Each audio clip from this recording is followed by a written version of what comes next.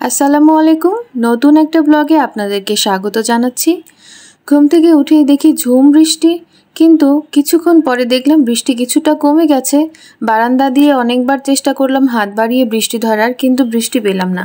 তো ছাদে চলে গেলাম, ভাবলাম হেঁটে আসি।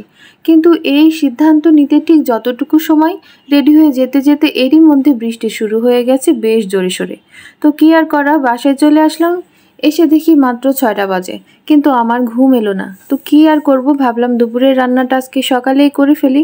তো সকাল সকাল রান্না বসে দিয়েছি, সে ঠিক সকালে না, ভোর ভোর রান্না বসে দিয়েছি দুপুরের জন্যে। দুপুরের রান্না শেষ করে তারপরে আমরা সকালের নাস্তা করেছি সবাইকে ঘুম ভাঙিয়ে। তো যাই হোক, এই তো আমি একটু পেঁয়াজ মোটা মোটা করে কেটে নিয়েছি। নিয়ে এটা হচ্ছে একটু তেলের উপরে নাড়াচাড়া করে নিলাম। নিয়ে যখনই কাঁচা গন্ধটা চলে গেছে সেই পর্যায়ে আমি দারুচিনি, এলাচ, লবঙ্গ এবং গোলমরিচ দিয়ে দিলাম কিছু, দিয়ে ওটা নাড়াচাড়া করে নিচ্ছি।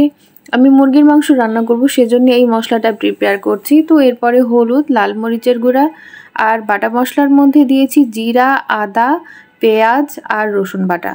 তো এগুলো নিয়ে ভালো করে নাড়াচাড়া করে আমি মশলাটা কষিয়ে নিচ্ছিলাম। তো দেখেছি মশলাটা যখন একটু লেগে যাচ্ছে নিচে, তো সেজন্য আমি একটু পানি দিয়ে দিয়েছি মশলার মধ্যে। দিয়ে ভালো করে নেড়ে যখন মশলাটার একদমই তেল উঠে আসবে এবং পানি একদমই শুকিয়ে আসবে, সেই পর্যায়ে আমি মাংসটা এর মধ্যে দিয়ে দিব। তো মাংসটাও ওদিকে আমি ধুয়ে নিচ্ছিলাম অফ স্ক্রিনে।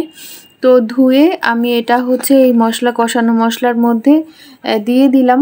তো মাংসগুলো ভালো মতো রান্না করব, সেজন্য আমি যেটা করি, ফার্মের মুরগি সবসময়ই হচ্ছে একটু ভালো করে ধুয়ে নিই এবং তার সাথে যেটা করি, একটু ভিনেগার দিয়ে ভিজিয়ে রাখি কিছুক্ষণ।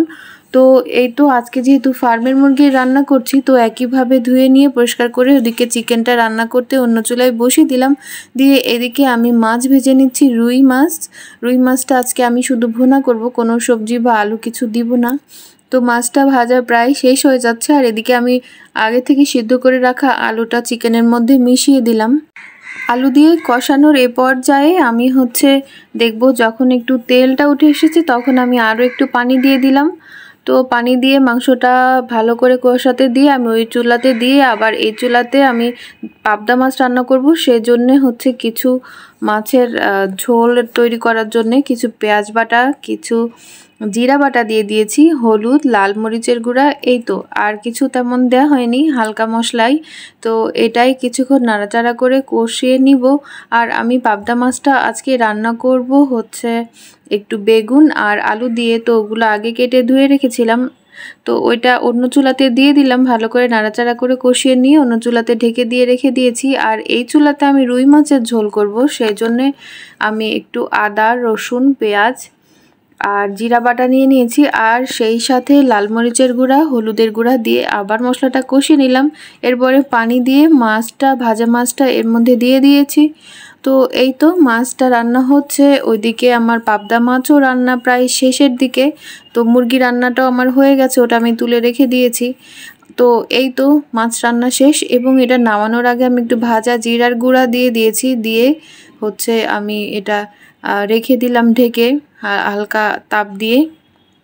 তো এই তো পাবদা মাছটাও রান্না হয়ে গেছে। তো দুপুরের লাঞ্চ শেষ করে, যেহেতু বৃষ্টি, বাইরে যাওয়া যাচ্ছে না, তো আমরা বারান্দাতেই বাচ্চা একটু দৌড়াদৌড়ি করলাম, হাঁটাহাঁটি করলাম। তো এই তো এইভাবে আজকের দিনটা চলে গেল। সবাই ভালো থাকেন, আমার জন্য দোয়া করবেন। আপনাদের জন্য শুভকামনা রইল। পরবর্তী ভিডিও দেখার জন্য আমন্ত্রণ জানাচ্ছি। আল্লাহ হাফেজ।